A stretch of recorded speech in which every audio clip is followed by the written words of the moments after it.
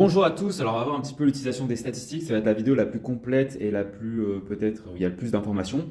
Donc grosso modo, on peut voir que ici donc, on a notre compte en KIAP et on a des pourcentages de réussite, vous voyez, ici 68% D, 69% D, 68% D, etc. Donc ça, en fait, la lettre et le pourcentage, c'est grosso modo la même chose, c'est juste une autre façon de le voir. Par exemple, entre 60 et 70%, je crois qu'on est et 69%, on est en D. Quand on passe à C, c'est parce qu'on est à 70% ou plus. Quand on est en B, c'est 80% ou plus, etc. Donc, juste, déjà, il faut comprendre que le pourcentage et la lettre, c'est la même chose. C'est juste deux façons de voir les statistiques de réussite. Oui, parce que aussi, c'est par rapport aux statistiques des réussites de cartes révisées. Donc là, dans ce dossier, par exemple, il y a 26 decks dans le dossier lycée.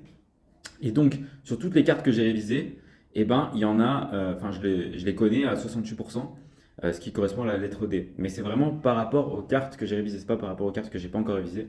Si je vais à l'intérieur, évidemment, on a les mêmes stats pour chaque sous-dossier. Hop, hop, hop. Ensuite, je vais aller là, je vais aller dans les terminal SVT et je vais aller dans plantes sauvages. Donc là, je vais dans un deck en particulier. Donc, deux petites choses. Souvent, certains ont des problèmes parce qu'ils n'arrivent pas à jouer quoi, aux cartes. Parce qu'en fait, ils cliquent ici. C'est pas ici qu'il faut cliquer, c'est ici pour réviser, dans révision. Il y a plusieurs filtres. Déjà, je vais parler des modes de révision. Donc, vous voyez que vous avez différents modes de révision. D'abord, au début, je vous conseille d'utiliser le mode de révision dans l'ordre de création. Parce que nous, on les a mis comme dans l'ordre du programme officiel, du BO, c'est-à-dire sous-chapitre par sous-chapitre. Donc, ça peut être bien au début si vous ne connaissez pas le chapitre. Le mélange aléatoire ici, pour moi, c'est à faire vraiment quand vous maîtrisez le deck pour mélanger toutes les cartes en même temps et avoir du recul sur les notions. Ensuite, le mode classique, vous pouvez l'utiliser. L'intelligence de l'app, l'intelligence entre guillemets, elle calcule votre temps de réponse, combien de temps vous avez mis pour répondre à la flashcard, et aussi la note le feedback que vous avez donné. Donc par exemple, si j'appuie sur révision, bah voilà, là j'ai OK. Par exemple, j'ai mis 2 secondes pour répondre. Enfin, j'ai mis 5 secondes pour répondre et à la fin, je dois m'évaluer bon, facile, difficile. Par exemple, bon, etc. Bon, voilà, je fais des cartes, je fais des cartes, je fais des cartes. Et donc, après, bien sûr, j'ai ma petite statistique de révision et vous voyez que, en fait, chaque carte a une note. Dans cette session, j'ai mis 11 secondes pour répondre à la première. J'ai une note de D. Ok. La deuxième, j'ai cliqué sur bon, j'ai mis 0,9 secondes, j'ai une note de D aussi. Là, j'ai mis 0,4 secondes, j'ai une note de C. L'algorithme, il calcule des notes, donc vous avez vu sur les dossiers, sur les decks, donc les chapitres, mais aussi sur chaque carte. Et là, je peux filtrer la révision avec ce mode de révision. Je suis en mode de révision classique. Je veux réviser par exemple que les cartes F. Donc il suffit que j'appuie ici. F, E et D. Donc là, je vais réviser que les cartes que je ne sais pas en gros. Parce que les cartes F, E et D, c'est les cartes que je connais le moins. Donc si je clique sur révision, ben, en fait, je vais avoir que des cartes F, E et D. Vous voyez. Donc ça, c'est un filtre. C'est un filtre de révision. Mais vous avez d'autres filtres. Vous pouvez encore plus filtrer là dans les tags. Parce que nous, chaque deck, on vous les a segmentés en sous-chapitres.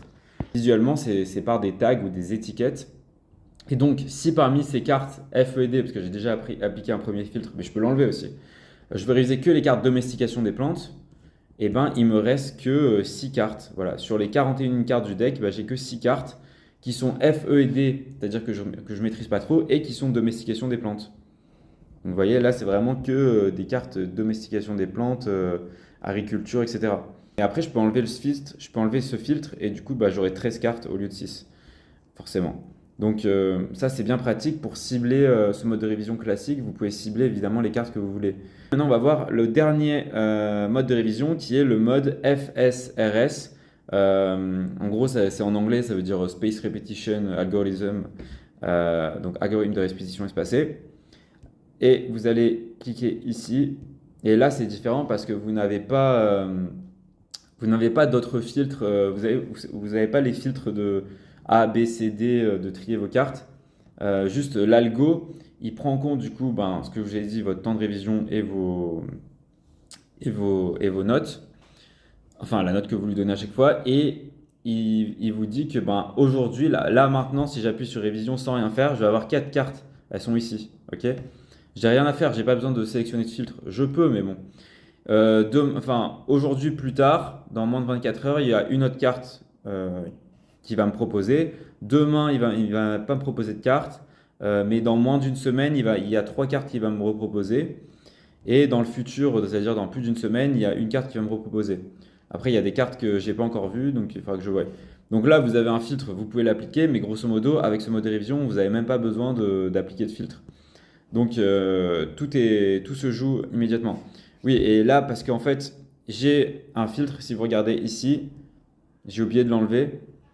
J'ai un autre filtre, j'ai le tag domestication des plantes. Donc là, ce que je vois ici, et ici, c'est que des cartes domestication des plantes. Mais bien sûr, je peux l'enlever.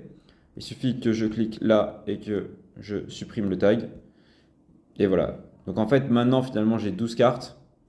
J'ai 12 cartes maintenant à réviser. Donc c'est marqué aussi ici. Dans moins de 24 heures, j'aurai 3 cartes, etc.